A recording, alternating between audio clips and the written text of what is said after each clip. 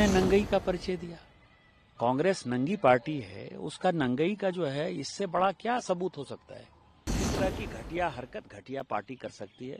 जनता कांग्रेस से विमुख हो चुकी है। आजकल जो राहुल गांधी जी बकवास कर रहे हैं वो उसी का फ्रस्ट्रेशन है। उनको लगता है कि कहीं मैं पार्लियामेंट से नहीं निकाल दिया जाऊं। हम तो गांव के आदमी हैं, तो गांव में जब कीड़े मकोड़े को जब अंतिम समय उनका निकट आता है तो वो आग की तरफ भागता है। तो राहुल गांधी जी को वही आप समझ सकते हैं। कांग्रेस के जो यूथ अध्यक्ष है उसको गिरफ्तार भी किया गया, लेकिन कई सारे तर्क दिए जा रहे हैं कि किस तरीके से लोकतंत्र में प्रोटेस्ट करना कहां से गलत हो गया, ये आजादी छीनी जा रही है, बहुत सारे आरोप लग रहे हैं। किस प्रकार की आजादी? ये आर्टिफिशियल इंटेलिजेंस का नेतृत्व माननीय प्रधानमंत्री जी ने किया और फ्रांस से ज्यादा सक्सेसफुल रहा। 91 कंट्री उसके सिग्नेटरी हुए। जो रिजोल्यूशन पास होना था पूरी दुनिया आई, सुंदर पिचई से लेकर हॉल्टमैन तक, कोई ऐसा आदमी नहीं है जो नहीं आया। इसके लिए जश्न मनाना था। आपने क्या किया? आपने जो है अपने नंगई का परिचय दिया। कांग्रेस नंगी पार्टी है, उसका नंगई का जो है इससे बड़ा क्या सबूत हो सकता है। तो आज हमारा जब मीटिंग हुई, स्टार्ट हुई, तो भारतीय जनता पार्टी के एक सीनियर मेंबर हैं अमरपाल मौर्य, उन्होंने उठते ही कहा कि सबसे पहले इसके ऊपर चर्चा हो जानी चाहिए। कार्तिकेय शर्मा साहब हैं हमारे मेंबर, इन लोगों ने जो है इसके ऊपर इंसिस्ट किया और फाइनली हमने रिजोल्यूशन पास किया। रिजोल्यूशन में जो विपक्ष के लोग थे, जो बाहर अपना अलग चेहरा दिखाते हैं, अंदर उनका एक अलग चेहरा दिखा। लेकिन ये रिजोल्यूशन पास हुआ और हमने प्रधानमंत्री जी को प्रेज किया। जो 200 बिलियन की इन्वेस्टमेंट कमिट की है गूगल ने और अंडर सी केबल जो यूएसए तक जाएगा, उसके लिए हमने प्रेज किया माननीय प्रधानमंत्री जी को, सक्सेसफुल एआई समिट के लिए। और जिन लोगों ने उत्पात मचाया उनको हमने कंडेम किया। दूसरा सवाल यह है कि ये पहली बार की ये घटना नहीं है। जब नैम का समिट हुआ था 1983 में, तो इंदिरा जी ने अटल बिहारी वाजपेयी जी को नहीं बुलाया था। उसके बावजूद भी अटल बिहारी वाजपेयी जी उनसे मिलने के लिए गए थे, एक श्रोता के तौर पर गए थे। कॉमनवेल्थ गेम में जब पूरी दुनिया यहाँ आई, भारतीय जनता पार्टी उसी वक्त से पार्लियामेंट, आपको पता है कि हम आंदोलन कर रहे थे कि इसमें इतना बड़ा करप्शन हुआ, लेकिन हम सभी कॉमनवेल्थ गेम में जो है शरीक होने के लिए गए। और शरीक ही होने के लिए नहीं गए, हमने जो है जब आंदोलन करना था, तो जब 14 मार्च को ये खत्म हो गया, उसके बाद हम लोगों ने जो है इसका आंदोलन किया। तो भारतीय जनता पार्टी को ये पता है कि देश के अंदर की बात देश में कैसे रहनी है, विदेशियों के साथ कैसे व्यवहार करना है, दुनिया के लोगों के साथ कैसे व्यवहार करना है। इस तरह की घटिया हरकत घटिया पार्टी कर सकती है। जनता कांग्रेस से विमुख हो चुकी है। जनता को पता है कि ये किस तरह से देश को तोड़ने वाली ताकतों के साथ, सोरोस फाउंडेशन के साथ मिलकर इस तरह की घटना को अंजाम दे रहे हैं। चीन का पूरा भूभाग नेहरू जी ने 38,000 वर्ग स्क्वायर किलोमीटर जो है चाइना को सौंप दिया, भारत का अपना भूभाग 1962 के युद्ध में। और इनको पाकिस्तान तोड़ दिया।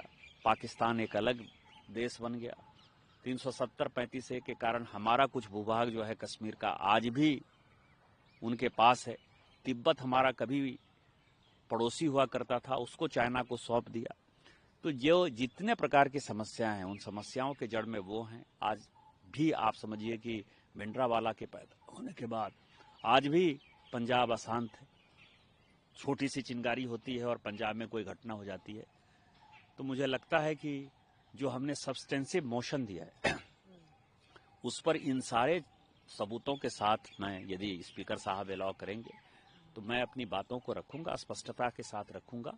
और आजकल जो राहुल गांधी जी बकवास कर रहे हैं वो उसी का फ्रस्ट्रेशन है। उनको लगता है कि कहीं मैं पार्लियामेंट से नहीं निकाल दिया जाऊं। तो आपको लगता है ये सब्सटेंसिव मोशन आपने जो दिया है उसी की वजह से इतनी नाराजगी हो रही है? आज भी उन्होंने बहुत कुछ बोला। 100% यही है। वो क्या है कि आपको पता है ना, हम तो गांव के आदमी हैं, तो गांव में जब कीड़े मकोड़े को जब अंतिम समय उनका निकट आता है तो वो आग की तरफ भागता है। तो राहुल गांधी जी को वही आप समझ सकते हैं। सर, वो कह रहे थे कि हिंदुस्तान के इतिहास में ऐसा पहली बार हुआ है जब लीडर ऑफ अपोजिशन को बोलने नहीं दिया गया।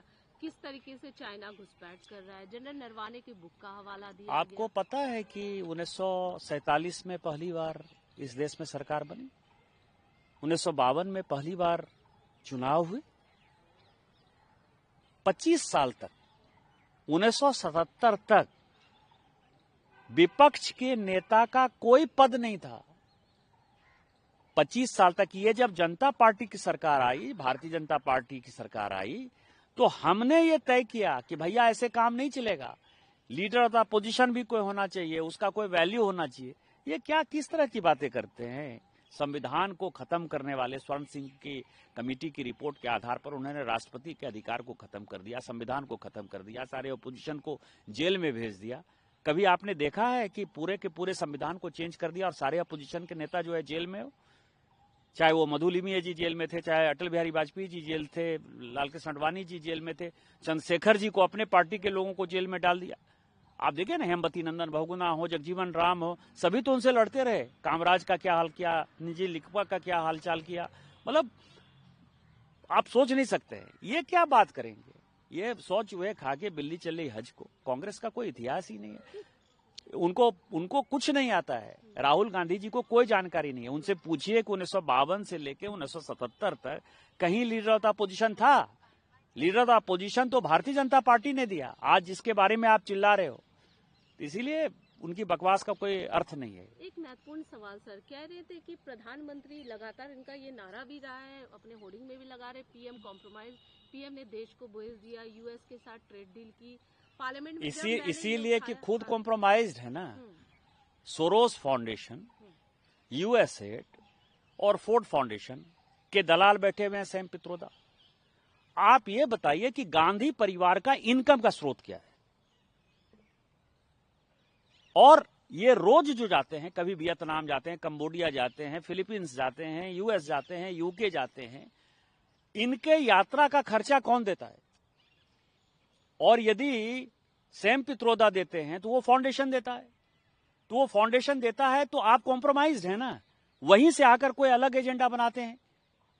कभी इलेक्शन कमीशन के ऊपर क्वेश्चन है, कभी आर्मी के ऊपर क्वेश्चन है, कभी लोकतंत्र के ऊपर क्वेश्चन है, कभी लोकसभा के ऊपर क्वेश्चन है, कभी अग्निवीर के ऊपर क्वेश्चन है। कभी आपने देखा कि सेना के ऊपर कभी कोई चर्चा हुई इस देश में? लेकिन रोज वो चर्चा करते हैं। हमने चर्चा किया कि आपके पास गोली बारूद नहीं है। जब हम सत्ता में आए 2014 में, उसके पहले सीएजी की रिपोर्ट है कि भारत की सेना के पास 4 दिन का भी गोला बारूद नहीं मौजूद है। क्या हमने इसको पार्लियामेंट में क्वेश्चन उठाया? क्या हमने इसके ऊपर क्वेश्चन किया? हम व्यक्तिगत तौर पर जब प्रधानमंत्री जी से मिलते थे तो ये बातें करते थे। ये देश को खत्म कर देना चाहते हैं।